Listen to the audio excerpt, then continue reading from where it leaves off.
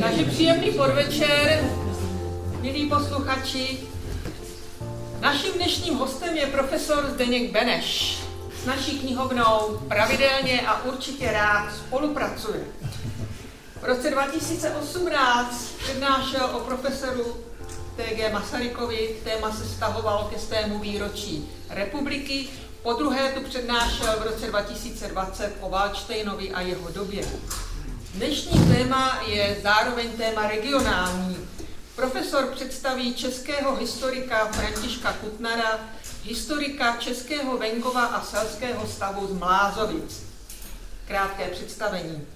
Profesor Zdeněk Beneš, český historik, věnuje se zejména dějinám dějepisectví, teorií, metodologii historické vědy a didaktice dějepisu.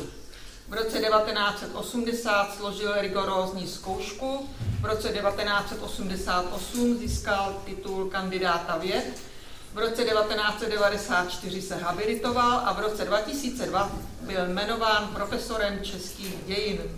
V současnosti pracuje na Filozofické fakultě Univerzity Karlovy. Je členem Česko-německé komise historiků. S naším regionem je spojen díky Nové Pace, napsal Dějiny Nové Paky a osobnosti Novopacka.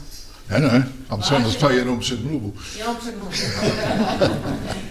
Vážený pane profesore, jsem moc ráda, že tu společně můžeme znovu objevovat významné osobnosti našeho regionu. Jaký význam měl a má mlázovický historik František Kutnar? Děkuji. Děkuji za uvedení, dobrý den. Dobrý den, dámy a pánové, nebo přátelé, krajani. Zkusím se zhostit tématu, který je víc jak bohatý. A když jsem si chystal tuto přednášku a tuto prezentaci, tak mě zamrazilo. A vás možná bude mrazit taky. Jak jsou některá témata, kterým se Kutnar věnoval, jak jsou aktuální.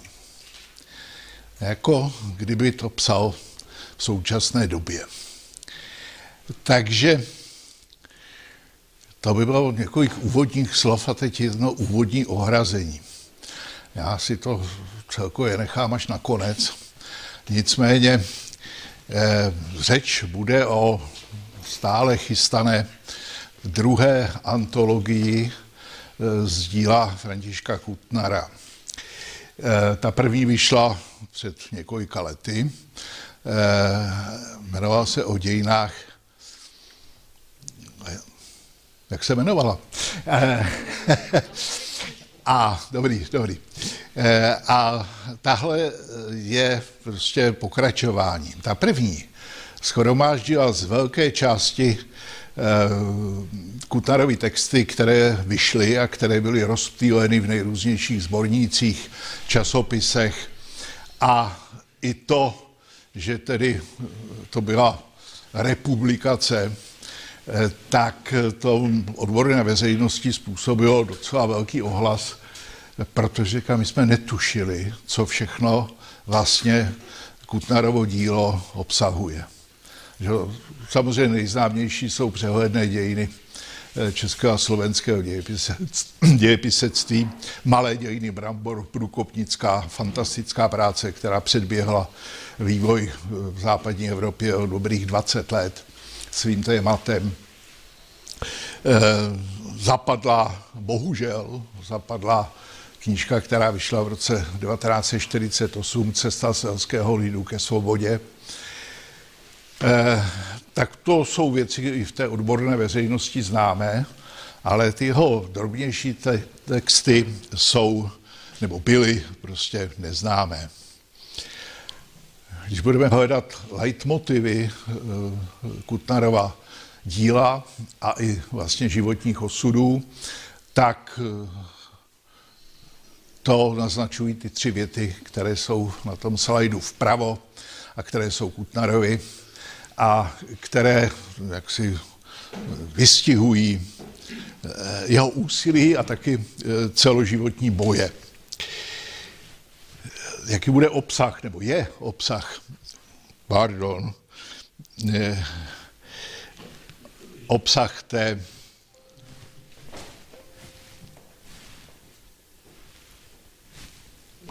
tady. Tady je tak shrnutý obsah té knížky a všimněte si té závorky, většinou je tam napsáno nepublikováno. Opravdu z víc jak 90% ta knížka je složena z textů, které nikdy publikovány nebyly, jsou naprosto neznámé, dokonce nejsou ani v archivu Národního muzea, kde je uložena pozůstalost, ale jsou v archivu rodiny, k čemuž se ještě dostanu. A tvoří, nebo snažil jsem se to strukturovat tak, aby to trošku vypovídalo o tom, jaký pohled na dějiny František Kutnar měl. K většině těch věcí se nějakým způsobem samozřejmě za chviličku vrátím. Druhá kapitola je o dějepisectví a o tom, co vlastně historiografie může o dějinách říct. Řečeno jednou větou, abychom si to ujasnili, dějiny jsou vždycky víc než historie. A historie je vždycky víc než dějiny. Dějiny jsou víc než historie protože stalo se toho víc, než my můžeme vědět. Ale protože vždycky do interpretace dějin vnášíme cosi ze sebe, ze své psyché a ze své society, tak proto taky proto historie je víc než dějiny, protože vždycky to má jakousi přidanou hodnotu, které se nemůžeme naštěstí zbavit, ale která nás může také velmi, velmi mást, pokud se nechováme jako historici tak, jak by se historici chovat měli. Třetí část jsou to prosím vybrané texty z celého toho tezauru, jsou to portréty jednotlivých historiků, kterým z toho či onoho důvodu, nebo politiků, v případě Antonína Švehly, nebo v případě T.G. Masaryka, člověka, který se pohyboval ve 3 sférách najednou, historie, filozofie, politika. A jsou to na mnoze texty velmi, velmi jaksi provokativní v tom nejlepším slova smyslu. Ale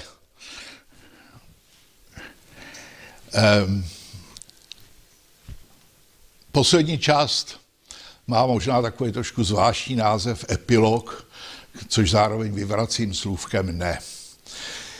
V roce 1981 se prostě František Kutnar ne z vlastní vůle musel jistým způsobem rozloučit jaksi s historickým klubem, kterému léta předsedal. Takže je tu závěrečné slovo starosty historického klubu, tedy profesní historické české organizace od 80. let 19. století, která se hrávala velkou kulturní rovinu. A pak něco, co jsem si dovolil nazvat autonekrolog, ale dovolil jsem si to protože toho termínu pro tento text užil sám Kutnar. Je to jeho profil, autoprofil, který měl být uveřejněn na konci prvního vydání přehledných dějin českého a slovenského dějepisectví a ze v podstatě pochopitelných důvodů po dohodě s redakcí uveřejněn nebyl. Protože bylo by to příliš provokativní. A jak ještě uslyšíme, ta knížka měla štěstí, ale jinak typický osud pro počátek 70. let a pro mě bylo velkém překvapení, když jsem si zjišťoval a ověřoval, kolik lidí a z tehdejšího establishmentu dělalo všechno pro to, aby ta kniha mohla vyjít. Ale k tomu se ještě dostaneme na konci přednášky. Práce na té antologii byla a z části ještě stále je velkým paleografickým a badatelským úkolem doslova do písmene. Já jsem si dovolil tady dát jednu charakteristickou stránku Kutnarova rukopisu. Já upozorňuji, že František Kutnar byl letitý středoškolský profesor s krásným rukopisem. Tohle přečíst, snad můžu říct, ani pan inženýr Kutnar, tak to roduvěrný syn, to nepřečet. A je to psáno neobyčejně zběžně, přitom je to v kroužkovém bloku. Není z toho patrné, že by nějak vytrhával, prostě psal to v jednom tahu, velmi chvatně, proto i teda ten rukopis. Proto problém, tady je nutno nejdříve přečíst poznámkový aparát. Jsou tam některé věty v maďarštině, což se přiznám, že mi činí jisté obtíže. Ale samozřejmě s množstvím chyb, že jo, psal opravdu vesměs po paměti. Já jsem to obtížně četl, takže některé chyby jsem udělal i já, jak už jsem zjistil, takže pěkně poznámku po poznámce přečíst, překontrolovat a jsou tam věci, které nejsou běžně dostupné, tak proč se s jednou studií prostě takhle zabývat, když je to provizorní text, je to zběžný text. No ale proto je tady na začátku, protože je nesmírně charakteristický. Totiž měl to být referát, který měl František Kutnar proslovit na Světovém kongresu historiků v Moskvě v roce 1969. Mám to nějak rozvíjet, nebo je naprosto jasné, že ten referát tam nebyl? Přitom ho samozřejmě ten text psal podle dat v těch poznámkách někde v létě roku 1969, čili velmi narychlo. A možná se stále větším vědomím, že z toho nic nebude. Ale je to text o vývoji stavu a vývoji české historiografie v 60. letech. Je nesmírně zajímavý, právě i tou svou provizorností, protože ukazuje, kam se česká historiografie mohla ubírat, kdyby. 3 tečky. Protože z toho mnoho po roce 68 nezbylo. A proto jsem to volil jako východisko. Právě proto, že to signalizuje tu nelehkou situaci, kterou v těch rozhodujících okamžicích František Kutnar a s ním česká historiografie prožívali. Samozřejmě bylo nutno to téma velmi omezit, takže i když je mi to líto, ale vypadává z toho regionalistika, že jo, kde Kutnar prostě řekl opravdu zásadní slovo, ale to je na samostatnou přednášku. Takže jsem zvolil jiné. Prostě jak Kutnar chápal historickou skutečnost, čili ten celek časů, v kterých se odehrávají dějiny. Že to jsou 3 časy. A každý je problémový. Minulost, přítomnost, budoucnost. Jak jsem říkal, minulost můžeme poznat jenom z určité části, ze 100 pramenů zpráv, které se nám zachovaly. Nemá smysl se zabývat tou minulostí, pokud tedy, nebo se na to nedívám přítomnostním pohledem, že to jsou živé dějiny. Prostě z té minulosti si vždycky něco vybereme, co považujeme za podstatné, řečeno jinak živé dějiny, a to ostatní nás nezajímá. To jsou dějiny mrtví, ty prostě jako jsou mimo. No? Ale ty, že jakmile se historik začne zabývat dějinami, činí z nich živé dějiny. No a teď přijde to nejprovokativnější. Historika minulost vlastně nezajímá. Historika zajímá budoucnost. Historika zajímá, co bude. Chcete s prominutím domácí cvičení? Uložím, jsem kantor, uložím domácí cvičení. Večer, než usnete, tak se zkuste zamýšlet nad tím, co pro vás je historie, pokud nebudete mít perspektivu budoucnosti. Zjistíte, že to nemá smysl. Uvažovat o minulosti bez budoucnosti je k ničemu. Nejde, ne, že to je k ničemu, nejde to. Velice rychle se dostanete do velkých problémů. Protože historika zajímá ta minulost, protože chce nahlédnout do té budoucnosti. Ať už tím, či oním způsobem. Hned to uvidíme. Jedním z velkých témat Františka Kutnara, který se zabýval etapou modernizace, zejména českého venkova, modernizace společnosti, je vztah národ-stát. Jsme Češi a máme Českou republiku a byli jsme Čechoslováci a měli jsme Československou republiku. Tak jak se to k sobě má, abych to navodil na začátku. No a samozřejmě pak je tady otázka metodiky historického řemesla, to znamená, jak nějakým uznaným způsobem se zabýváme historickou skutečností a metodologie, to znamená určitých teoretických konstruktů, kterým se nemůžeme vyhnout, to je ta historie, to je ta přidaná hodnota, a kterou zejména poznáváme v ideologizaci dějin.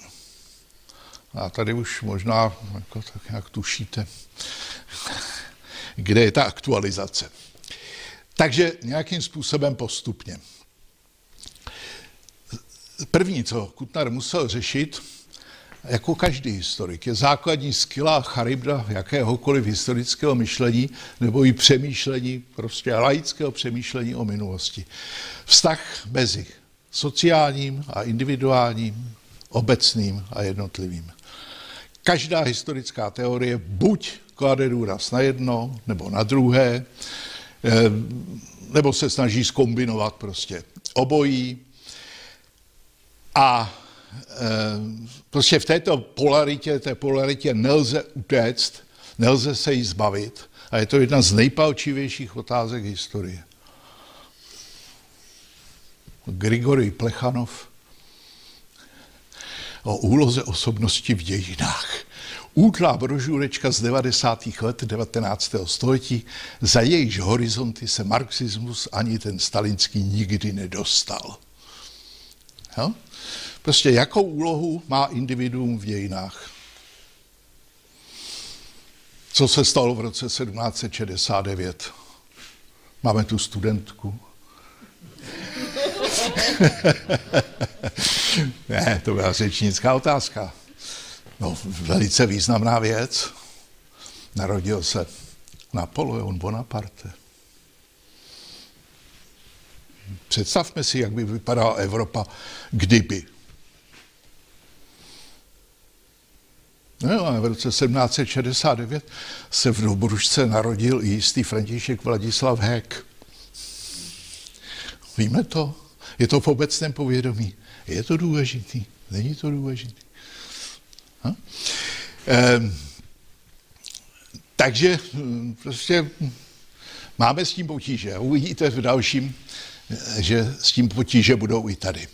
Pro Kutnara byl základním tématem lid. Co je lid? Tak především pro Kutnara to není třída sociální. To za prvé. Lid je ona část společnosti, která se z nějakého důvodu nepodílí na politickém životě, ale zpravidla o něj usiluje. A žije svůj určitý autonomní vlastní život, který je bytostně prostě spojen s životem té společnosti jako celku. Tady obrovským nástrojem se stala sociologie. Sociologie jako nový vědecký obor, vědní obor, který se konstituuje prostě v druhé půlce 19. století a který prostě v českém a předtím rakouském prostředí na růžích ustláno neměl. Takže Masaryk chtěl být profesorem sociologie. Do Prahy přišel v roce 1882 při jazykovém dělení univerzity a nemohl být profesorem sociologie, protože Rakousko sociologii neuznávalo jako vědní obor. Tak byl profesorem filozofie, ale v podstatě, řekněme, sociologického zaměření. Víte, kdo byl prvním docentem sociologie u nás? V roce 1911 jistý Edvard Beneš, čili Masarykův žák. K těmto věcem se v letní, dneska bychom řekli letní škola agrárního dorostu, Kutnar vyslovil v pozoruhodných přednáškách v letech 1933-34, které nazval kapitoly z dějin české sociologie. Je to nesmírně zajímavý text nebo poznámky z živé přednášce, velmi rozsáhlé, proto jako na regionalistiku tady na to není čas, ale sociologie umožnila určitý zobecňující, teoretizující pohled na společnost. Takže Kutnar se tu prostě zabývá jak prostě sociální stratifikací společnosti, tak například typickým venkovským fenoménem orální kultury, to je klepaření. Prostě, kterým se prostě šířily určité informace a mělo to prostě velký význam. Samozřejmě, když to v roce 33-34 psal, tak nemohl tušit, že to prostě dostane zanedlouho výrazu velmi truchlivého. Mám na mysli to, čemu se v daném prostředí říkalo bonkes. Prostě a jednoduše ústní zpráva, která prostě měla nějaký původ a která měla nějaký účel, zpravidla velmi útěšný. Slovem bonkes označovali Židé v terezínském getu ústní zprávu, která se prostě šířila, že buď jako varovná, nebo jako útěšná. Jo? Takže Kutnar nemohl tohle tušit, ale taky věděl, že nemůže tento aspekt mezilidské přímé komunikace pomíjet. Tak jo, ale co je lid? Jak jsem říkal, pro Kutnara rozhodně lid není sociální třída. Je to specifická prostě vrstva společnosti, kterou je třeba studovat z ní samé. Ne vnášet do toho nějakou tu ideologii. Jo? Jsem dělník a kdo je víc. Takže výsledkem socialistické společnosti bylo, že v této zemi se člověk stával dělníkem za trest, když na to přišlo. Ale je třeba prostě znát a studovat jeho hmotné poměry života lidu, ale zároveň teda také ten jeho specifický duchovní svět. Protože bez toho nepochopím, jak prostě se skutečně žilo. Jo? Jak se vyrovnával lid s politikou. Ať to bylo za Bachova absolutismu, za josefínských reforem nebo za normalizace. Jo? Tady překračujeme všechny prostě politické systémy. A jak vzdělaná společnost smýšlela o lidu? No? Musíme to nějakým způsobem rozklíčovat, protože těch přímých pramenů k dějinám, a zejména duchovním dějinám, lidu mnoho není. Máme písmáky, že jo? Ale nemůžeme se spolehnout na ty oficiální zdroje, to je problém.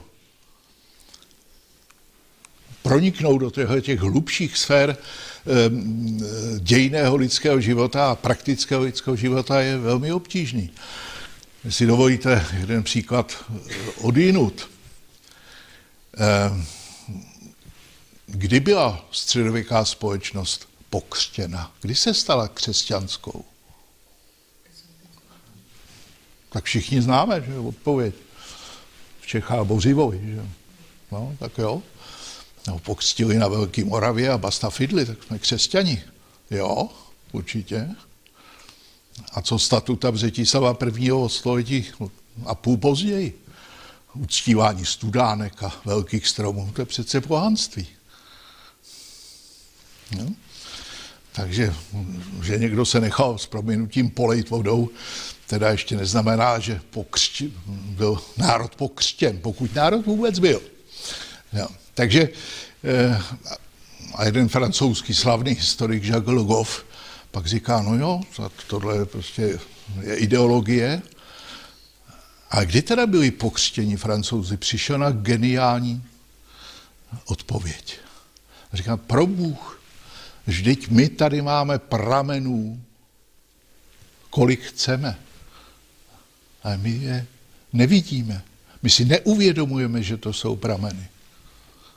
Co to je? Záznamy snů. To církev zajímalo velmi silně. Že, jak víme, zdají se nám občas velmi různé věci, že, a nemůžeme to kontrolovat a co s tím. Ale Le Goff na základě psychoanalýzy přišel s tím, ale jakmile se v těch snech začne objevovat křesťanská symbolika, tak už je prostě v nás a vlastně můžeme říct, ano, už tady funguje jakýsi křesťanský kulturní kód, který nemusím dodržovat, ale už prostě tam je. Čili ten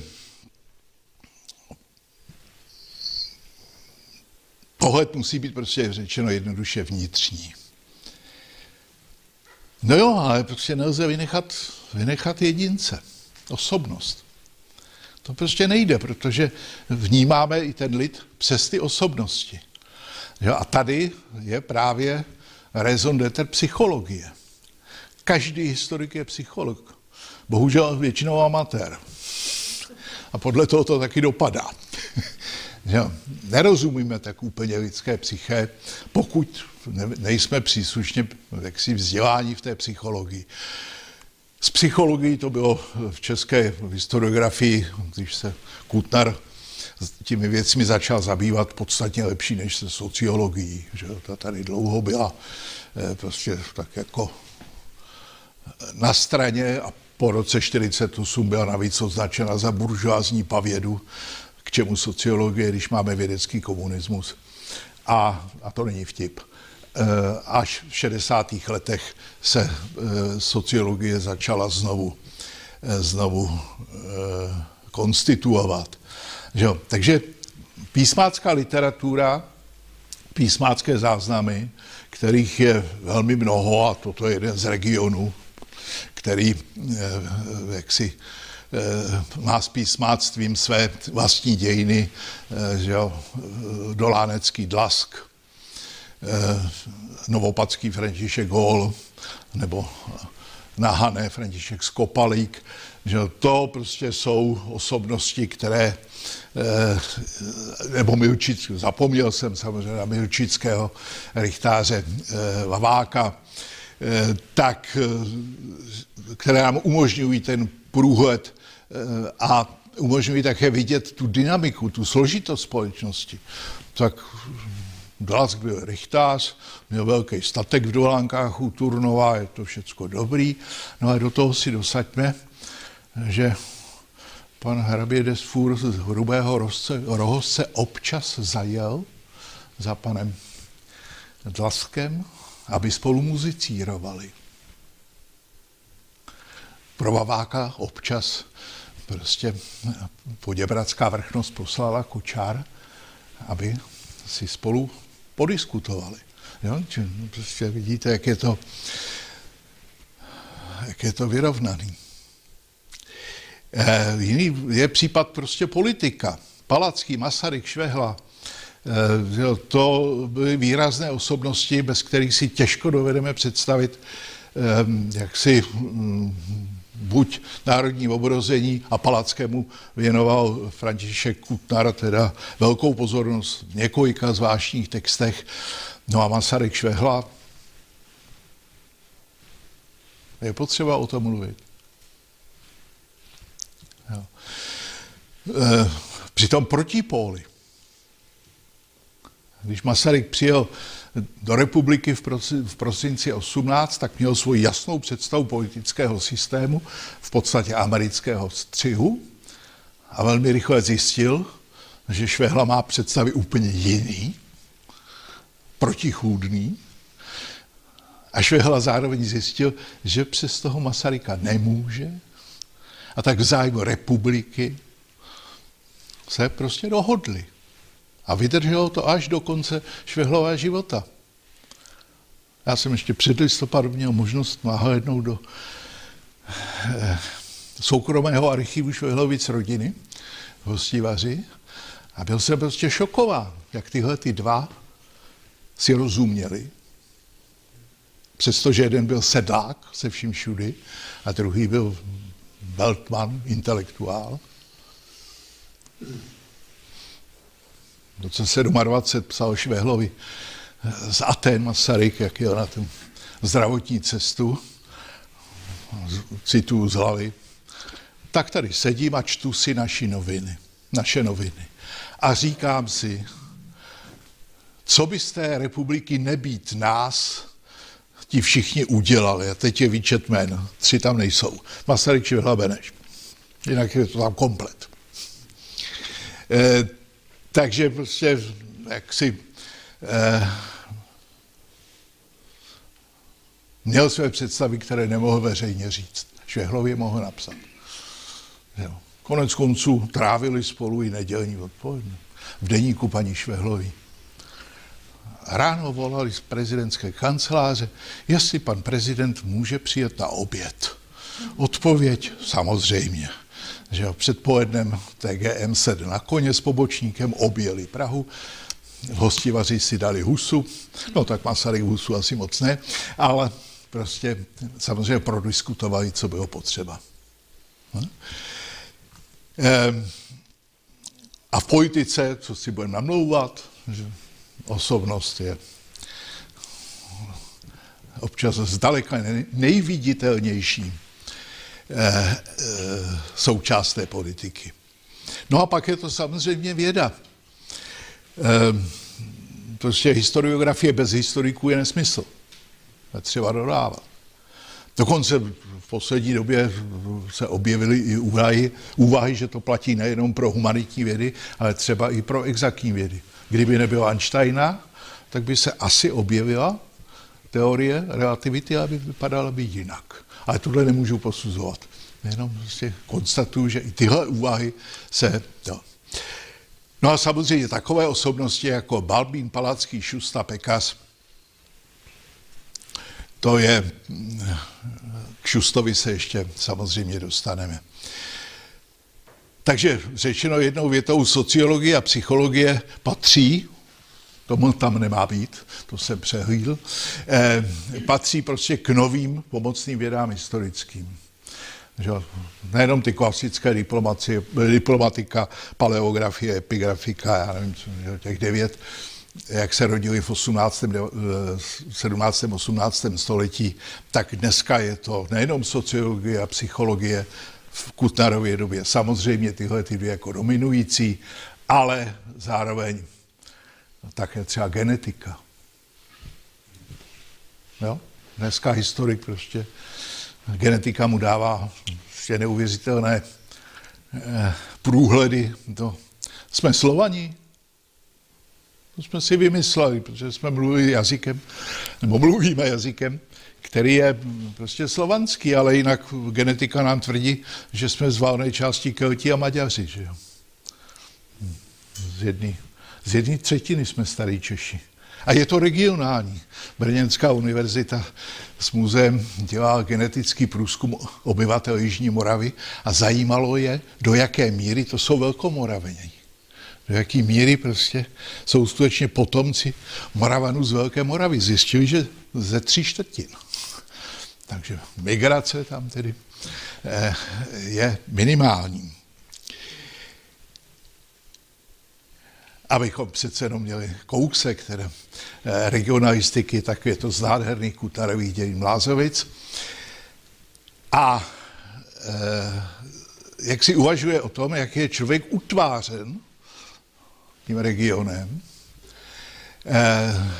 A to zase z několika jaksi zřetelů. Že půda je pro Kutnara surovinou lidské činnosti. Zdůrazňuji surovinou. To je oproti klasickému agrarismu půda a fyziokratismu předtím. Půda je zdroj bohatství. Říká, ne. Půda může dát předpoklady, ale z té suroviny skutečně výrobní sílu, jak bychom dneska řekli, tvoří lidská práce. Teprve pole je zemědělství. Jo, když to zjednoduším. Čili musím se zabývat člověkem, jeho pracovní činností, jeho rozumem, jeho uvažováním. Jo? Takže jenom ta hmotná základna bytí prostě nestačí. A tahle ten zřetel k duchovní stránce lidské existence provází Kutnarovo dílo prostě trvale.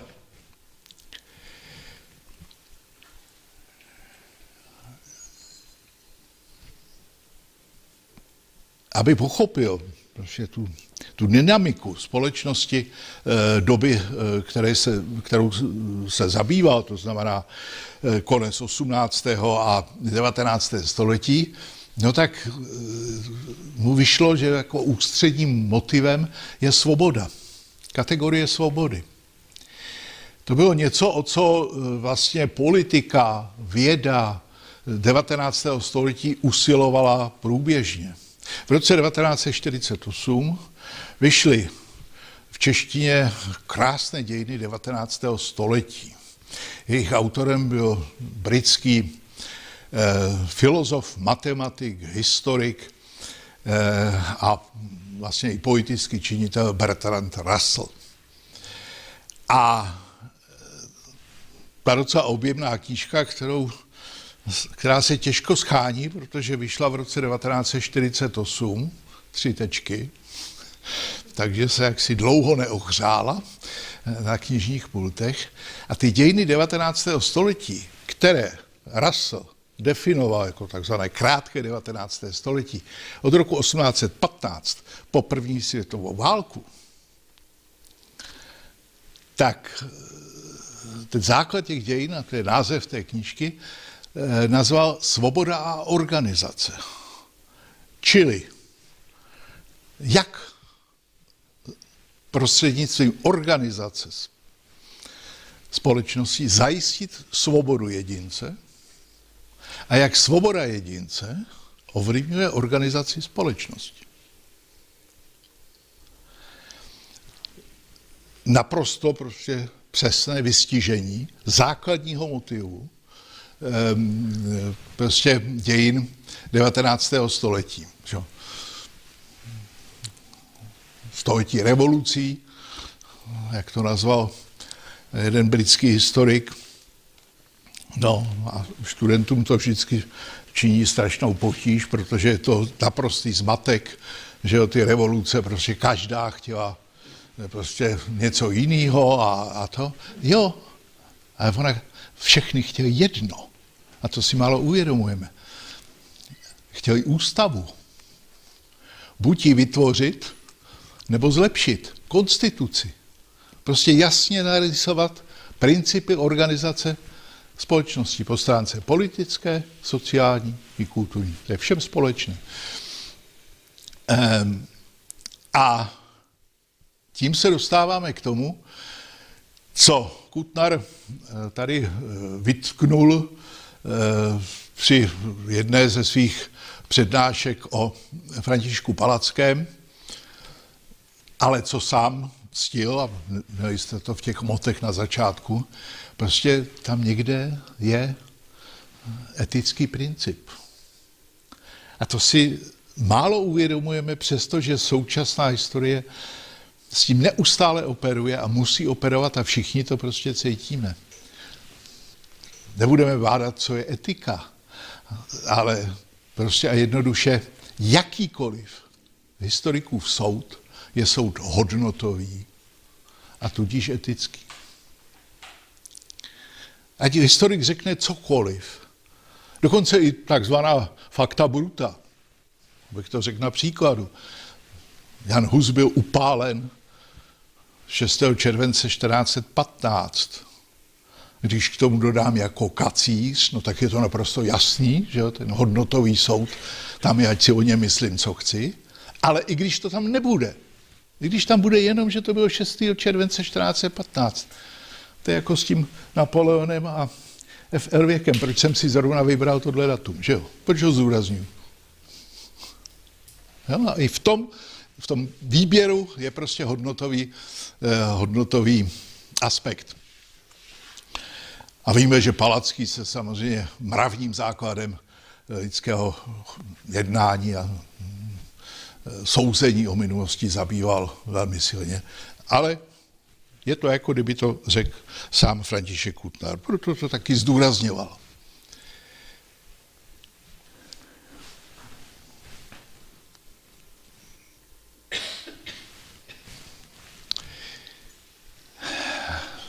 Druhý moment, v kterém se samozřejmě ta polarita jediné societa znovu silně objevuje. Národ a stát. Česká politika té doby samozřejmě žila státoprávním bojem, že jo, centralizací, germanizací po staru. A zároveň usilovala o co? Usilovali jsme v 19. století o český stát. Nevím, proč bychom to měli dělat. Málo si to uvědomujeme. Ale ten stát, který za jehož prvního vladaře považujeme knížete Bořivoje, oficiálně z ústavně právního hlediska zanikl 12. listopadu 1918.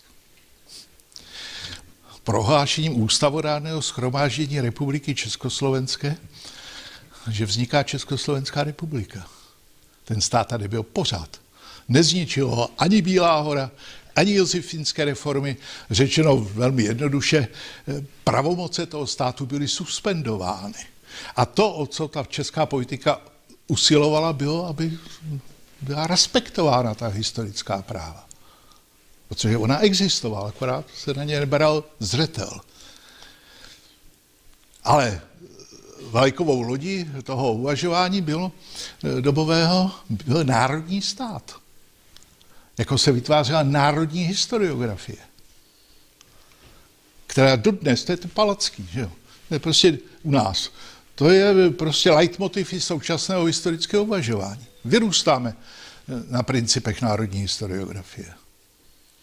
Taky všichni ti velcí historici té doby, ať to byl u nás Palacký, ve Francii, že jo, Michele, v Německu Leopold von Ranke, v Rusku Karamzin, nebo ve Spojených státech George Bancroft, že jo, pořád prostě přežívá, zejména v takové té veřejné sféře, v historické kultuře. Já se nechci ptát, jak se ptám studentů, ale prostě je to otázka, kterou si taky hned odpovím. Přiznejte se, prosím, kdo z vás přečet Palackýho dějiny? Málo kdo. Nebo nikdo. Ale víme, co v nich je. Že jo? To je to podstatné. Takže prostě jsou to dvě stránky jednoho a téhož projevu a pochodu společenského. Stát je důležitým pojítkem národa, ale nikoliv jeho podstatou. Národ nevzniká státem, jako ani státem nezaniká. Ale stát je jistou nutnou podmínkou, nebo podstatnou podmínkou pro národní existenci. A teď budu aktuální. Možná tady v té knihovně je knížka jisté Natálie Daročinské, která se jmenuje Rusko a jeho místo ve světě. S kým a zač jsme bojovali. Ta stojí na tomto principu. Nejde o formu ruského státu, ta je historicky proměnlivá, jde o vlast a národ, který prostě sám přes sebe vytváří svoji existenci. Je to knížka, s kterou český čtenář bude házet po místnosti. Ale každý by si ji měl přečíst. A je napsána v 90. letech. Daročinská je velká Putinovka, aby bylo jasno. A je to prostě nádherný výraz ruského nacionalismu a ruského imperialismu. Přesně podle starého vtipu. S kým sousedil Sovětský svaz? No víte, no s kým chtěl.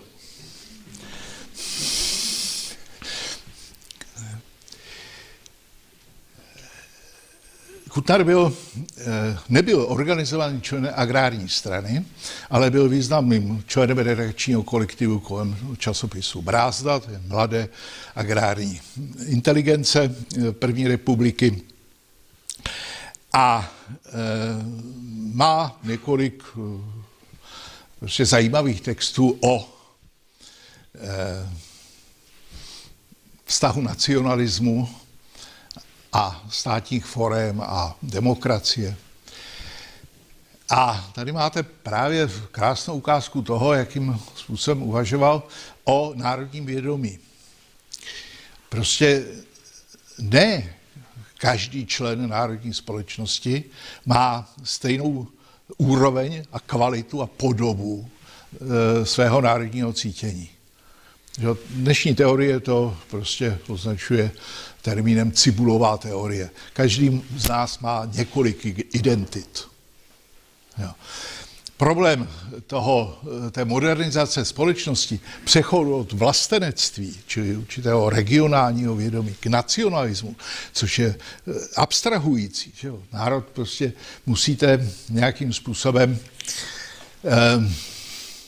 nebo to národní vědomí musíte nějakým způsobem kodifikovat. Že jo? V českém prostředí to udělal naprosto geniálně Josef Jungmann v prvním desetiletí 19. století.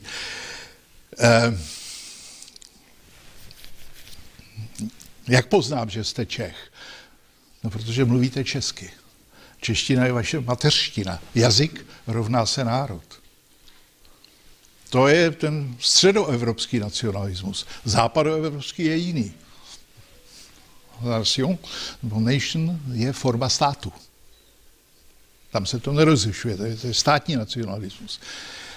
U nás, protože jsme měli dějinné potíže s hranicemi, i když jsme možná nejmenší, jo, tak tady jsme se definovali etnicky a viditelným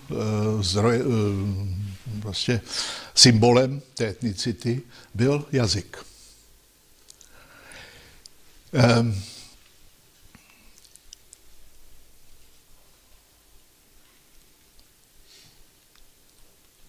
Čili národní vědomí musí být kultivované a to nelze udělat vnucovacím způsobem. To by byla ta ideologie a to by byla prostě jakási duchovní totalita. K tomu, aby se vytvořilo skutečné moderní národní vědomí, tak je potřeba té politické svobody. Abych mohl prostě říct, co si myslím, a ne se ohlížet na to, že mi to někdo prostě předepisuje. Tohle byla přednáška na jaksi fóru agrární strany v roce 1936, že jo, kdy ten problém začínal být velmi, velmi silný. Ale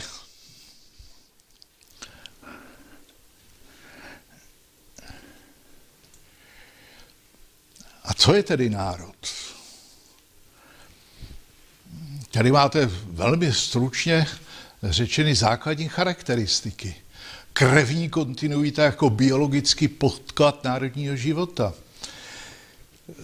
Já jsem tam nechal slovo, které Kuttner použil také, ale tomu slovu musíme rozumět. Rasa. Že my dneska genetika nás přesvědčila o tom, že rasa je naprostý konstrukt, nic takového neexistuje. Jo, z hlediska genetiky. Ale ta krevní kontinuita, to znamená jakési bytostné pouto, to je trvalé. To najdeme v první definici českého národa u Jeronýma Pražského v roce 1409. Najdeme to v mimořádně moderní definici Amose Komenského národa z roku 1666. Prostě je to tak, že vlastně jsme nějaký prostě příbuzný. Jednota země, osídlení, netřeba diskutovat. Vliv geografického prostředí je jasný. České národní vědomí je uzavřeno pohraničními horami. Zní to teda velmi možná příkře, ale je to tak. No.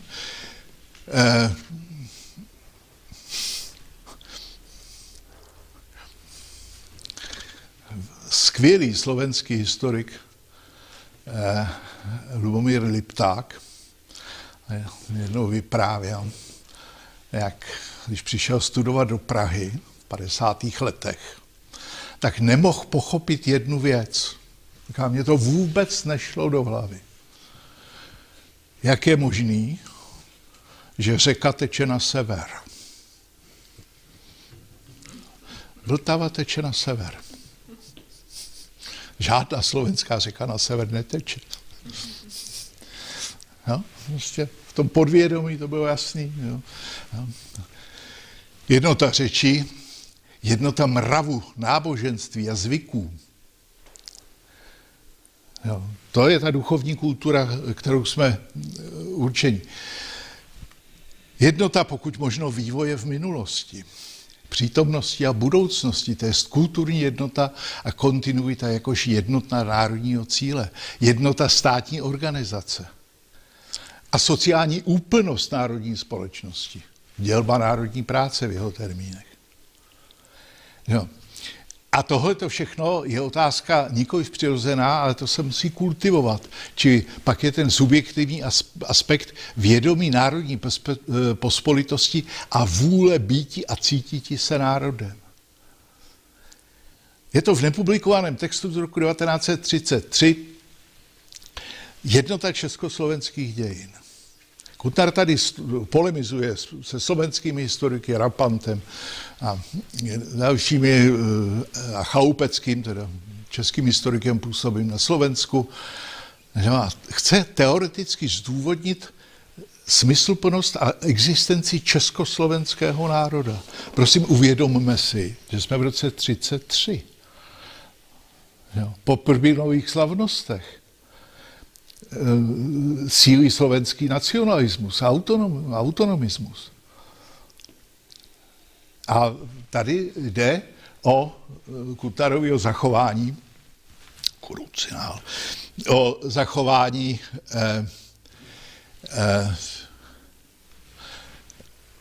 státního národa, o vytvoření státního národa. Podle ústavy byl úředním jazykem Republiky Československé jazyk československý.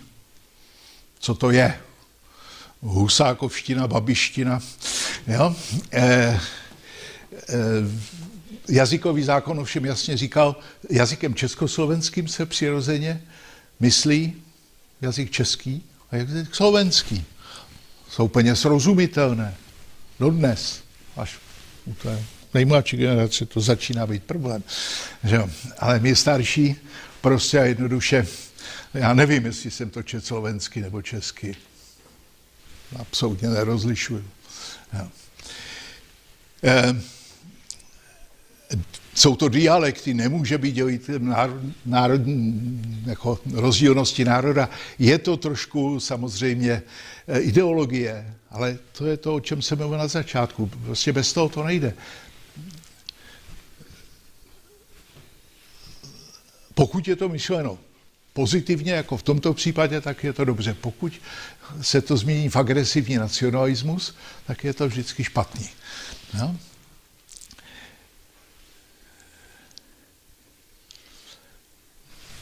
Ten text je snad dostatečně srozumitelný. No a proto vlastně vytvoření toho národa je mu úkolem. Tady se odvolává skrytě na Josefa Pekaře, když v roce 1921 vydával druhou verzi své slavné gymnaziální učebnice, tentokrát pod názvem Dějiny československé, tak tam dopsal kapitolu o vzniku republiky. Ta kapitola je prostě skvělá dodnes. Začíná i tím, že historie Československé republiky se zatím vzpírá historickému soudu, protože je to příliš aktuální, jsme v roce 21. Ale zároveň prostě říká jednu podstatnou věc. Budování toho státu je úkol. On tam mluví, je to dar z nebes, z nenadání spadlý, ale zároveň je to úkol, jinak ho prošustrujeme. A samozřejmě tam i problém Němců. Já to nebudu rozebírat jednou větou. Československá státní hymna byl jediný státní symbol, který nebyl chráněn zákonem. Vždycky stačilo opatření Ministerstva školství a národní osvěty. Dokonce nebylo ani stanoveno, co se má hrát jako první. To všechno byl úzus. Proč? Dvoudílnost té hymny byla pocitována zejména v zahraničí jako trošku problém. A T.G. Masaryk usiloval o to, aby v té československé státní hymně byla taky sloka německá.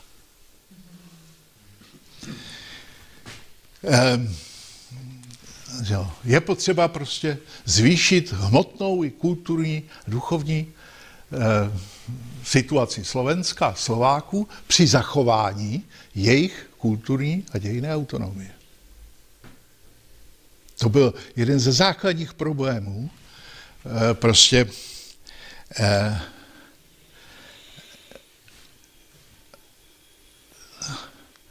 problému. Jo, počkejte, tohle ne. Ještě musím takhle zpátky. My jsme kdysi s jedním slovenským kolegou byli pověřeni Československou komisí, abychom prostě se vyslovili k problému prostě jednoty českého a slovenského národa a problému československých dějin v učebnicích dějepisu. To bylo v 90. letech. A my jsme se s Vilem nestačili domluvit. My jsme ani nevěděli, že máme vlastně stejný referát, jeden z české, jeden z polské strany. My jsme se úplně shodli. Jediný, co vytvářelo jednotu československého národa v tom didakticko-historickém obrazu, byl marxismus. No? Jinak prostě, a bylo to mechanické. No, v starých učebnicích Slovensko byly ty kapitoly naposled, že jo? Takový kapitolky tam. Prostě nikdy se to nepovedlo. Co je zajímavé, po roce 1948, že jo, marxistické pojetí dějin, vyšly čtvery dějiny Slovenska v československé éře a ani jedny dějiny českých zemí. To jsme čekali až na Zdeňka Kárníka, na tu vynikající knížku, která už je z 90. let. No, i to prostě svědčí o tom, dokonce jeden mladý slovenský kolega prostě upozornil na to, jak ty marxistické dějiny Slovenska jsou kamuflované nacionální dějiny Slovenska. Jo? Ten rozpor tady byl a moc se neřešil. Bohužel. Jo. Kutnar to prostě viděl velmi důsledně. No, a tohle je ještě zajímavější. V roce 1933, v polovině roku, se v Praze konal 7. sionistický kongres. A Kutnar o něm napsal zprávu pro Brázdu, nebyla publikována, kde prostě jaksi se zabýval problémem tedy izraelského státu a sionismu, že to byl základní. Ne? Připomínám, že sionismus se zrodil v krajně antisemitské Vídni konce 19. století, jo, Theodor Herzl a taky ovšem Adolf Hitler, jo, na jeho antisemitismus. A přečtěte si to. Jo? Prostě pochopme Židy, že chtějí svůj vlastní stát tam, kam kladou své dějinné počátky. Jo. Vždyť jsou ve stejné situaci, jako my jsme byli v 19. století. A úplně prostě prorocky říká, tím základním problémem, který tam bude třeba řešit, je problém půdy. To je problém zemědělské půdy. Každý, kdo tam byl, tak já tam nebyl, a vím to, od důvěryhodných zdrojů. Jo? No, abys pochopil, o co jde, tak musíš na Golanské výšiny. Za prvé, to je jediné místo, kde jsou prameny pitné vody. Tak kdo ovládá? Golany ovládá základní strategickou surovinu. A podívej se tam a podívej se tam. Tam máš písek a tady máš zahradu. No? Přečtěte si knížku Izrael se už nevznáší, možná je tady. Jo. Tam máte úplně názorně, o co jde. Takže ano, máme mít pochopení, ale musíme také ctít prostě ty historické determinace, které tam jsou. Snad nemusím už říkat, jak je tohle aktuální. Jo? A to přitom, že můžu mít vůči izraelské politice spoustu výhrad. Ale promítnu si židovské dějiny a dějiny Palestiny a Izraele a 7. říjen loňského roku k tomu. Divíme se. To ne všechno omlouvám, ale nedivím se. 7. října 2023 během jednoho dne zahynulo nejvíc Židů od dob holokaustu. Takže samozřejmě podle toho taky reakce. No, přirozeným cílem je vytvoření vlastního státu. Problém je, že ta situace je tam skoro neřešitelná.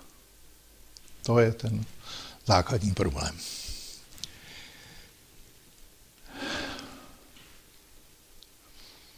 Věda je, nebo má být garantem skutečného odpovědného poznání dějinného vývoje.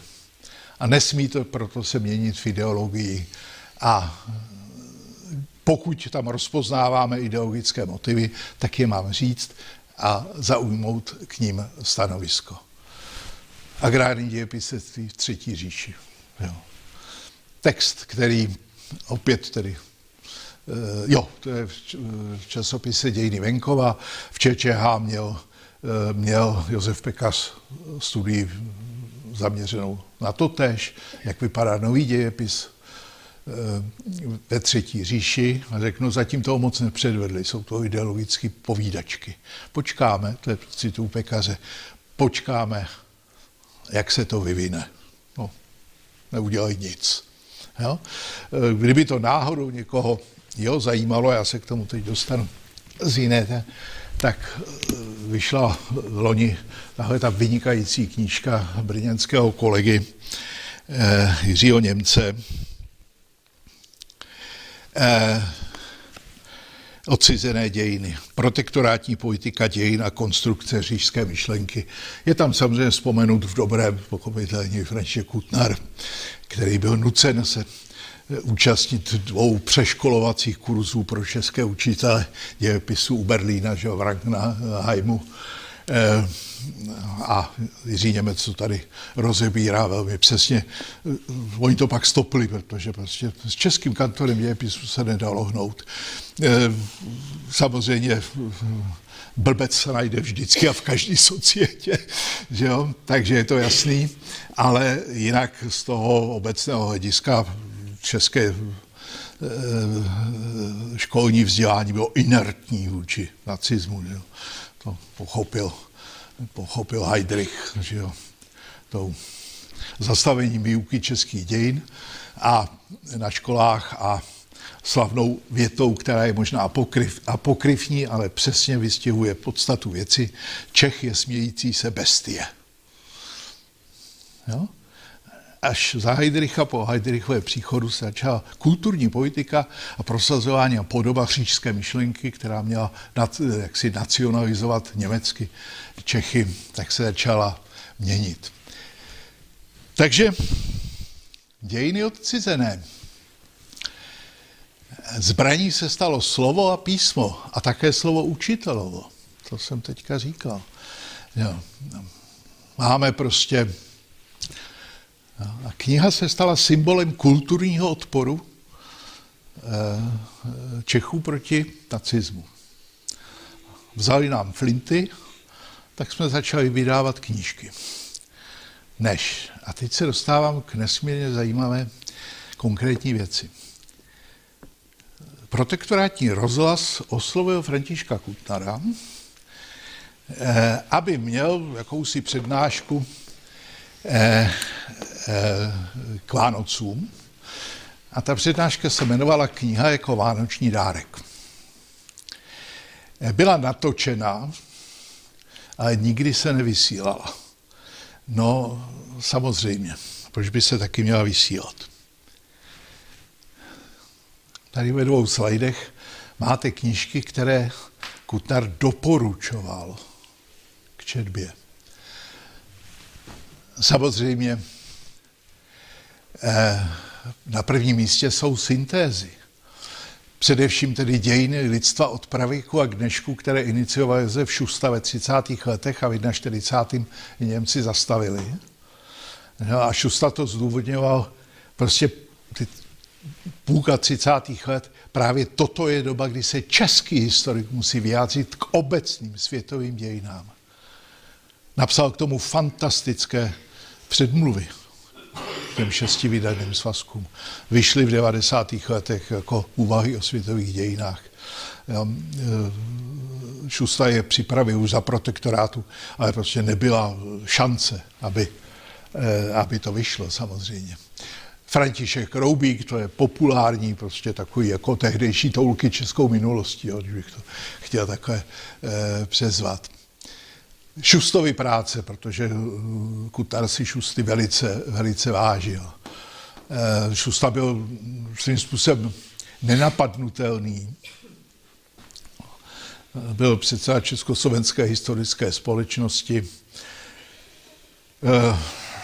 byl předsedou akademie, členem Ligy proti bolševismu. A teď pozor, teď jsme u těch ideologizací. Šusta se tam on se tam neangažoval, prostě řečeno jednoduše, měl legitimaci. Jo, protože tím se snažil co si bránit. Jeho kamarád a spolužák z gymnázia třeboňského byl Emil Hácha. A prostě Byl to způsob národní obrany. Já mám k dispozici zápisy prostě výboru Československé historické společnosti, které Šusta prostě předsedal. Není možné proti Šustovi vyslovit vůbec nic.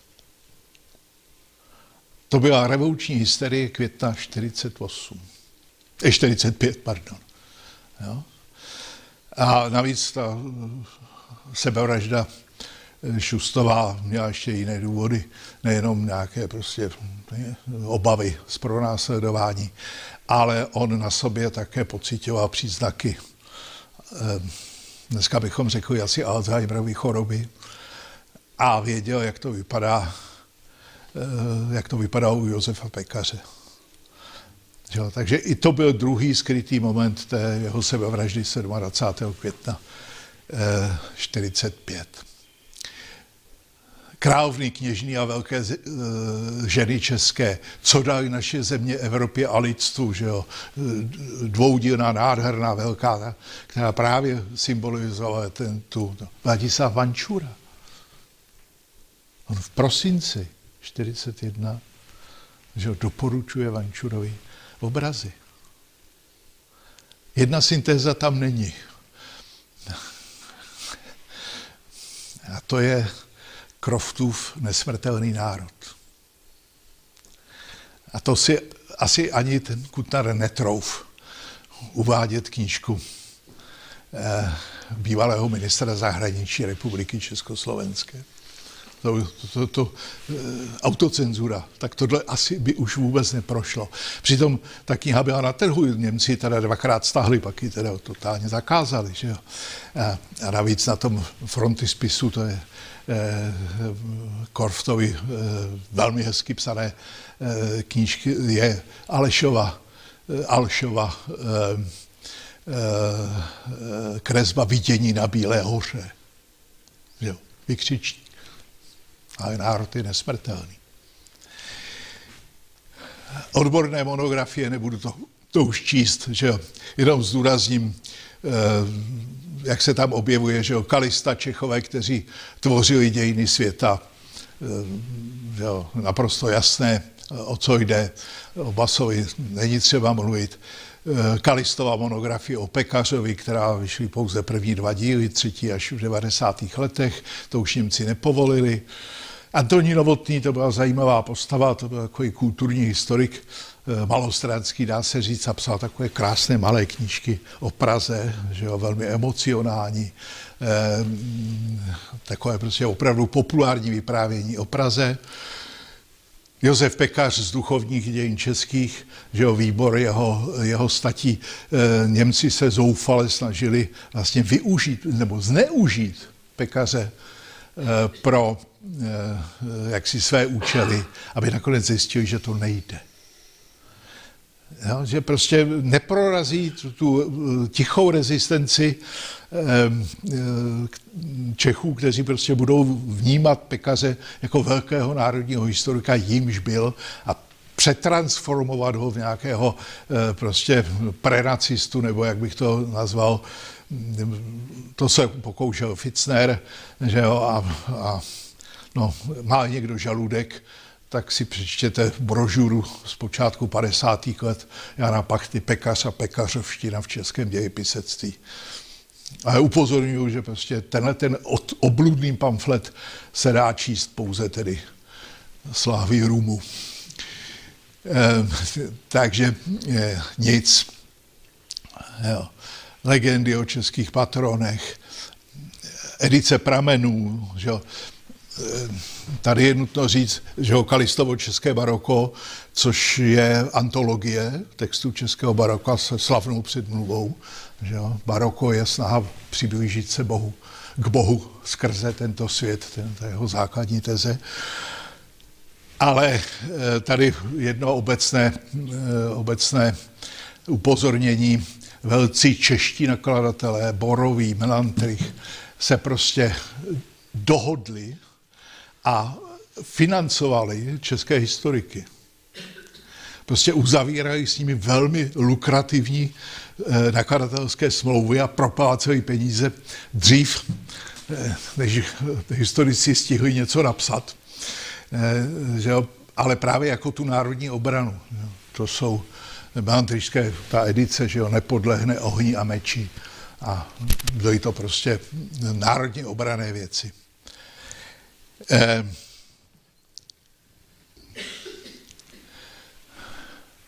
Paměti. A jde prostě až po literaturu určenou dětem. Jo, čili vlastně komplexní pohled na českou historickou produkci od ryzí vědy až prostě po popularizaci a vlastně edukační stránku historie. A vidíte tam, kolikrát to prostě vyšlo, než to prostě řečeno jednoduše osobnostně Heydrich stopnul. Jo. V 41. přestávají vycházet velká část českých časopisů, jo. Český časopis historický, ale má ho nahradit jeden jediný časopis, a to je Bemünden, který je vydáván pod egidou úřadu říšského protektora a posléze tedy německého ministerstva pro protektorát. A prostě tohle všechno Kutnar tady doporučoval českým rodinám. Čtěte, da? Jako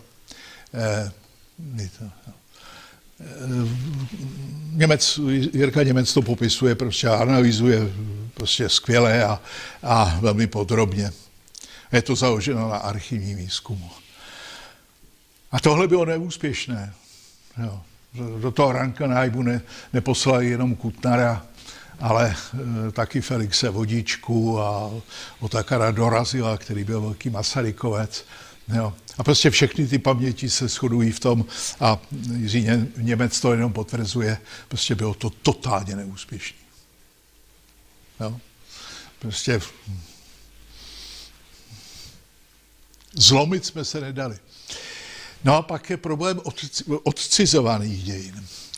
To je prostě otázka roku 1900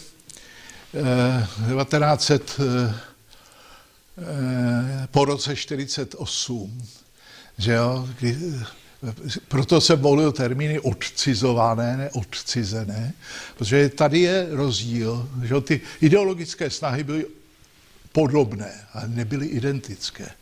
Že za protektorátu šlo o to poněmčit Čechy. Tady šlo o to instrumentalizovat české dějiny. Zdeněk Nejedlý, že jo, na každém kroku. Že jo. Tahle ta složitá postava, že jo, my ho tak jako vnímáme jako rudýho dětka, který byl trošku jako směšnej, ale to byl tragický závěr jinak pozoruhodného života. Jo. Nejedlý žádný blbec nebyl, ale zblbnul. A to je rozdíl. A Kotovarová akce, že jo, Jaráskovské vydání, že jo, opravdu jedna z temných postav české historiografie minulého století Václav Král, že jo, tak v jednom svém textu prostě se pustil do Nejedlýho, že to žádný marxista nebyl, a velmi případně ten koncept Nejedlého dějin označil jako mladočešství v marxistickém kabátě. Král se domníval, že tedy on vytvoří tu skutečnou marxistickou teorii českých dějin. Zaplať pámu, k tomu nedošlo. Jo, a ten Nejedlý byl prostě neporazitelný. Čili tady vlastně je ten sociálně třídní pohled, který ten marxismus začal prosazovat, který nebyl v souladu s tím pojetím dějinného vývoje u Františka Kutnara, že vedlo to k abstraktnění historického dění, vedle toho, že tedy některé děje a osobnosti byly prostě eliminovány. No. A kdo si vzpomene na dějepis školní v 70. letech, že jo, tak to byl skutečně ryzí mechanismus nad osobních historických sil, kde ta osobnost byla, když už tak nějaká ilustrace, a to ještě pečlivě vybraná. Jo. po roce 68 se to jistým způsobem, ta eliminace opakuje, ale pozor, když se pozorně podíváte na ty práce po roce nebo 70. letech, tak je to klasická empirická řemeslná historiografie, která s marxismem už mnoho co dělat nemá. Je obrněna marxistickou terminologií, když už to je nutné, ale jinak rezignace. No, bylo správně konstatováno, že komunistická strana Československa se v roce 1948 snažila vytvořit svoji vlastní intelektuální elitu, v historii František Graus, Josef Macek a další, Robert Kalivoda. Ale tahle jejich vlastní inteligence je v 68. zradila. A v 70. letech už se nepokusil žádnou takovouto inteligenci vytvořit. Potřebovali sluhy. Pište podle Vorschriftu. Je zajímavé, že po celou tu dobu nikdy po válce, kromě druhého dílu Paměti, a na rozdíl od Pekaře, nevyšla jedna jediná práce Josefa Šusty. Pekař stačil vyjít v 68. že kniha o kosti, že jo. Ale Šusta nic. Jenom Macek prosadil v 60. letech vydání druhého dílu jeho Paměti, Šustovi, který jsou krásný. A přijde rok 1974, jeden z těch nejhorších let, nejhorších roků. Šusta má 100. výročí narození. A Kutnar ho připomíná v několika textech, v několika přednáškách, vesměs nepublikovaných.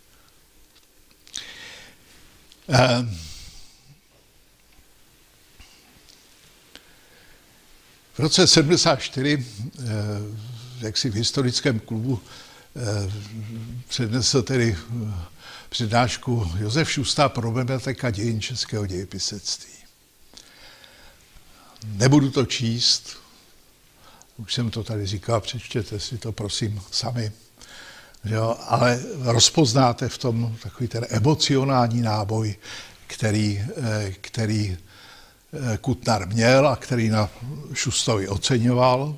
Jo. Šusta si byl vědom, vyprávěl mi Josef Polišenský svého času, jak byl na poslední návštěvě u Šusty, on měl vilu na Hanspaulce, a to bylo v roce 1944. Šusta prostě odmítal opustit vilu, vymlouval se na anginu pectoris. Nechtěl prostě chodit už vůbec ne do centrální Prahy a vůbec nechtěl, aby se připomínaly jeho 70. A měl proto naprosto jasný důvod. Emanuel Moravec toho zneužije. A to já nechci. Tak se 70. neslavili. Jo, a prostě no. No a Šusta se loučil s Polišenským u branky té vily a Polišenský, to byla poslední slova, která jsem od Šusty slyšel. Pane kolego, budete to mít teď velmi těžké, ale na vás mladých je, abyste udrželi kontinuitu pražské historické školy. A pokud se někdo teda pokoušel tohleto jako naplnit vedle Josefa Hanzela, tak byl František Kutnar v řadě těch textů o Juliu Gliklichovi, že jo.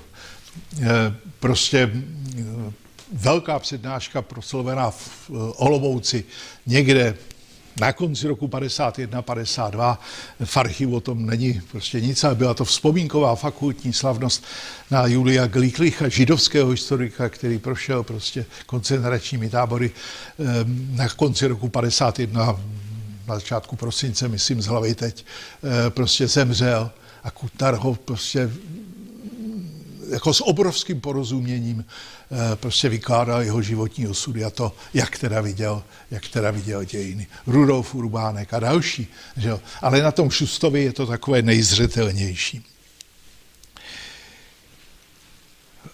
V Třeboni, čili rodném městě Josefa Šusty, měl Kutnar velkou přednášku. A já jsem z té přednášky vybral tyhle ty 3 odstavečky, protože ty Kutnar z té přednášky škrtl. Přímo si to poznamenal. Prostě nepřečetl tyhle ty věty tam. Nevím proč. Možná z důvodu, že by to bylo až příliš dlouhý, protože to je velký text na přednášku. A nebo protože prostě cítil takovou tu autocenzuru, že jo? Protože to je v době, kdy Kutnarovi bylo s prominutím úzko. A prostě krásně, s obrovským porozuměním, že jo. Pochybnosti o jeho působení v době okupace jako prezidenta. Že ho přinutili do časopisu Böhmen a Mähren napsat prostě text o barbarském bombardování kolínské katedrály. Víte, to bylo to strašlivé vážení toho, co můžu, co nemůžu. Jo? Prostě jak se u Kutnaru večer prostě bavilo o tom, jestli přijmout vlastně příkaz jet do toho Frankenheimu nebo ne. Když tam nepojedu, když vidíte ten seznam lidí, kteří to absolvovali, těch tehdy středoškolských kantorů, pak akademiků, prostě, co tím dosáhnu, když tam nepojedu? Nic. Akorát si tím ublížím. Ale prostě reálný efekt to nebude mít žádný. Když vznikla charta a studenti přišli za Janem Patočkou, že chtějí podepsat chartu, tak on je prostě v té Hošťákově pozval k sobě dál a říká, prostě na co blbnete? Co vás to napadlo? Zničíte si život a ničeho nedosáhnete. To můžeme udělat my starý. Vaší povinností je dostudovat a dělat všechno proto, aby se to zlepšilo. To je vaše povinnost. Ten váš podpis je v podstatě prázdná formule. Prázdný gesto. Nějakou měl pravdu. A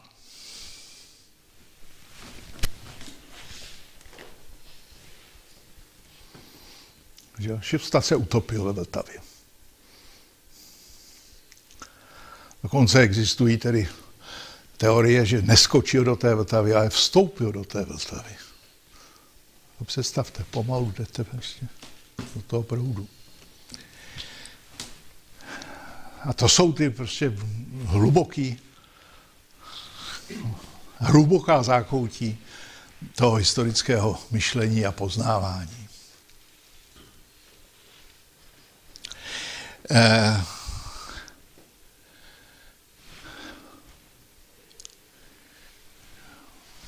Nebudu to číst, ale říkal jsem, že Kutnarovi bylo úzko.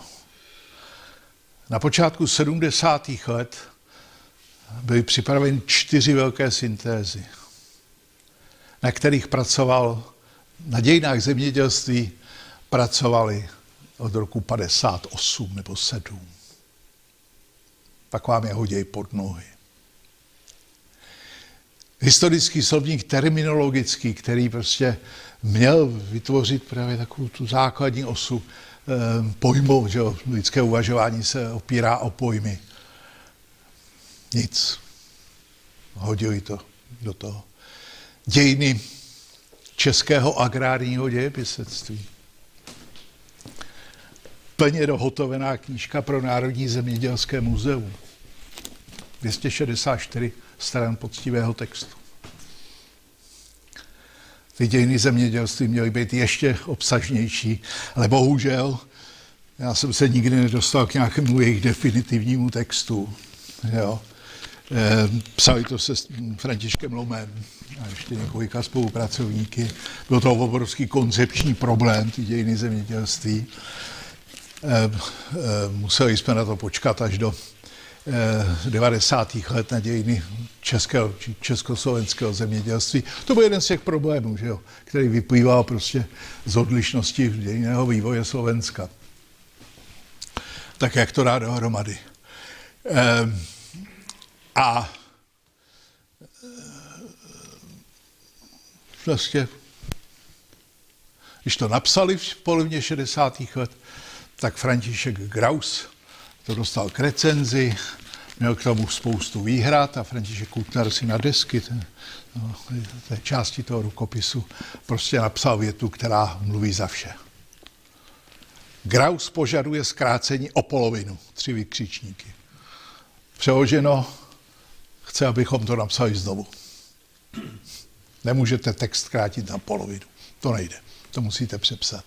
Jediné, co vyšlo, byly přehledné dějiny českého a slovenského dějepisectví, i když v prvním vydání s potlačením autorského podílu Jaroslava Marka, brněnského historika, a se zamlčením, protože ten název mate. Že jo? Protože oni to jsou přehledné dějiny českého a slovenského a českomoravského německého dějepisectví. A to byl průlom. Do té doby bylo jen několik málo studií. Ale tady jsou zařazeny do toho kontextu vývoje. A znova říkám, i lidé, vyprávěl mi Jaroslav Pátek, což byl recenzent druhého dílu přehledných dějin, člověk vysoce postavený, že jo, 8 let byl československým velvyslancem u UNESCO v Paříži, čili člověk prostě plně etablovaný. A on mi vyprávěl, jak s Kutnarem si sedli a říkají, prosím nás, mohl byste tohleto napsat jinak a nějakým způsobem prostě oslabit, aby to mohlo vyjít? Protože my chceme, aby to vyšlo. Jo? Úředníci ministerstva školství, jo? Paní Servusová dělala, co mohla, aby se to dostalo ven. První díl nevadil, ale druhý díl, kde mluví o Golově škole, Pekařovi, Šustovi a dalších, to byl problém. Tam bylo jasný, o co jde. A co chce říct. A dokázal tomu dát i jakousi takovou symboliku. A tím končím. Jo, pardon. Jo. Tohle přeskočme, už je pozdě. Prostě a jednoduše. Kutnar se nikdy nevzdal svého strukturalistického přístupu k dějinám a historické vědě. Nazýval to skladebným postupem, to je termín, který vzal od Josefa Ludvíka Fischera, jednoho prostě olomouckého filozofa, sociologa, jednoho z iniciátorů strukturalismu v české vědě, prvního rektora obnovené Olomoucké univerzity v roce 1945. Kutnar tam začal přednášet, že jo, takže se samozřejmě znali a prostě znal ho už z literatury z těch 30. let. Jo. Prostě vidět dějiny jako, a historiografii jako určitý živý organismus, který má svoji vlastní dynamiku a který má svůj vlastní odkaz.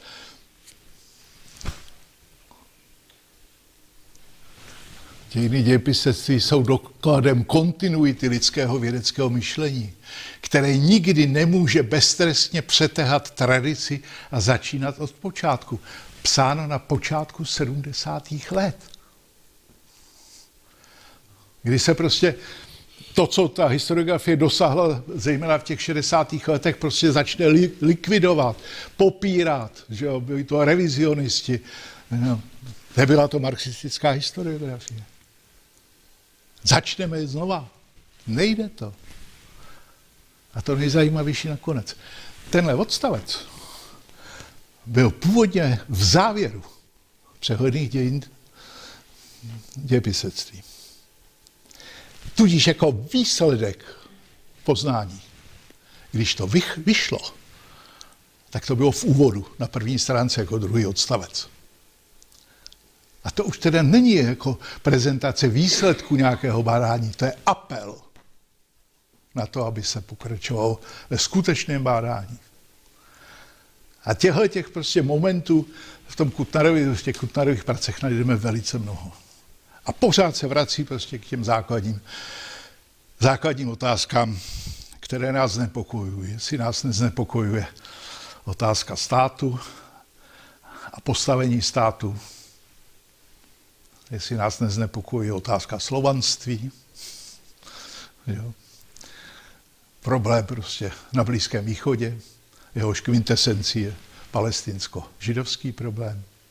O tom všem prostě Kuttner nějakým způsobem uvažoval, ať už v rovině obecné, nebo konkrétní, na konkrétním historickém materiálu.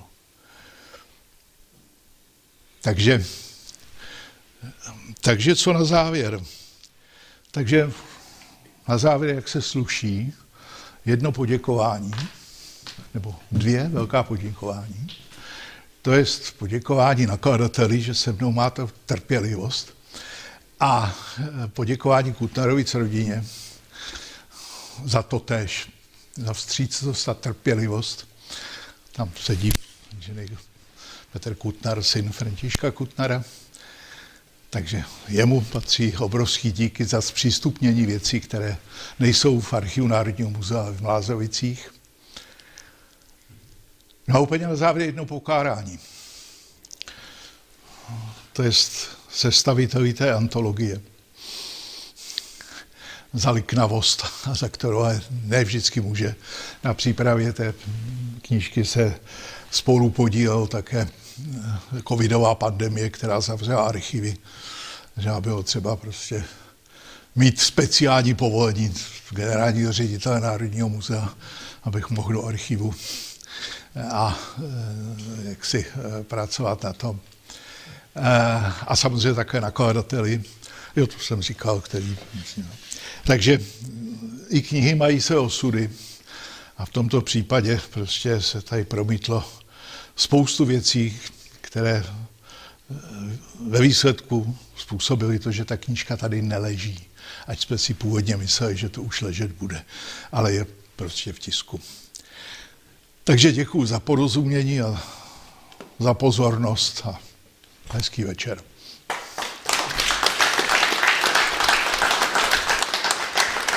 No a asi je místo pro dotazy, abychom...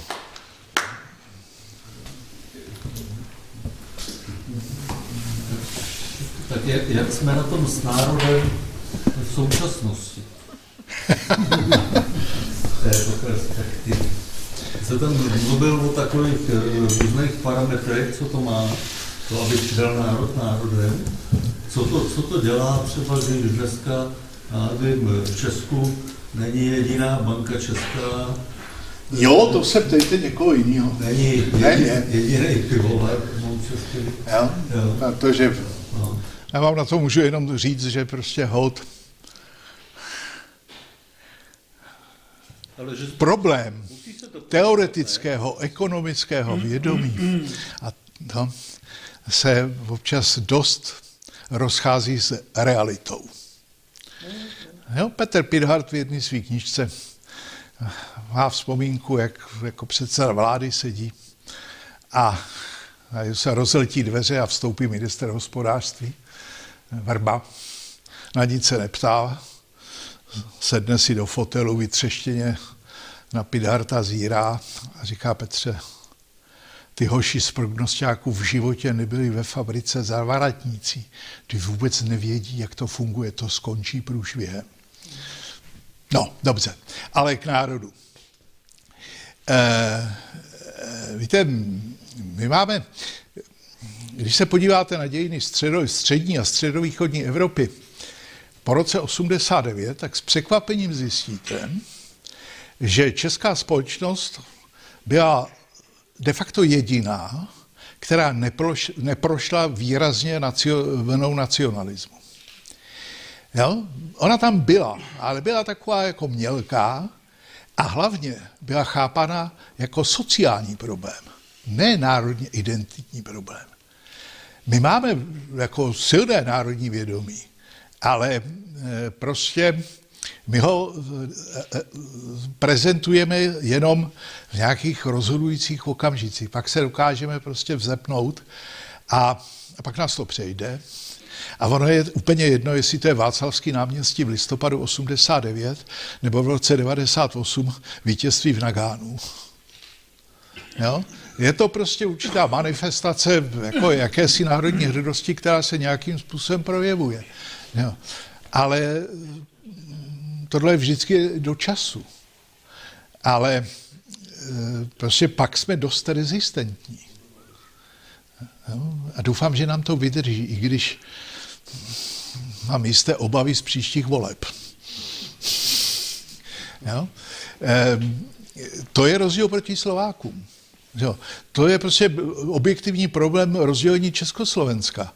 Dobře, tak cítíte se prostě ukřivděný a to, tak to prostě uděláme tu federaci vícečlennou, že aby se to prostě z našeho pohledu vyrovnalo a reakce slovenské strany, jo takhle, teď to je 1:1, pak to bude 3:1 ve váš prospěch.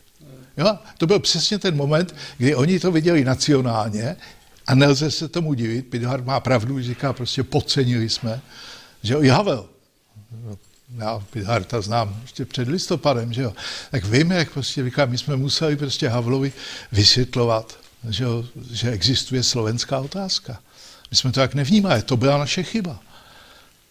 Jo. A prostě na Slovensku se to jaksi vybublalo prostě s plnou silou a skončilo to, jak to skončilo, ke škodě nás obou. Jo. A jo, pozor, to jsou ty historické otázky, když se na to takhle ptáte. Jo, běžná námitka, tak se podívejte, jak to vypadá na Slovensku. A to byste jako chtěli. Jo. Jenomže kdyby se ten stát nerozdělil, vyvíjelo by se to na Slovensku takhle? To nemůžu říct. Budoucnost je vždycky jaksi implikativní, že jo, nejistá, jo? Nemuselo, mohlo, nemuselo. Jo. Ale to jsou prostě ty zpětný pohledy na dějiny. Takže my jsme opravdu v tomhletom západní. Jo. Taky si uvědomíme, a to jsou ty dějiny zátěže, že český stát byl jediný z těch velkých středoevropských států vedle Polska a Uher, že jo, teda Uherského království, který byl součástí Svaté říše římské. Ani Polsko, ani Maďarsko nebyli. A teda samozřejmě nacisti například, že se právě tohoto snažili využít, co to šlo, narazili. No? My umíme prostě, je zachována vzpomínka profesorky dějepisu na české dívčím lyceu na Minervě v Praze, že jo, tak prostě zahájila hodinu českých dějin, načež se rozletěly dveře a vstoupil německý inspektor. Jo, Hakenkrajcem, prostě všechno. Byl velmi slušnej, odstavil paní profesorku a začal sám zkoušet. No a první otázka, že jo, životopis Adolfa Hitlera. No, vyskočila dívenka, že jo, přesně podle Vorschriftu. No, prostě perfektní němčinou. No. Partagenos byl velmi spokojen, pochválil žákyni, pochválil paní učitelku, odešel a třída vybuchla.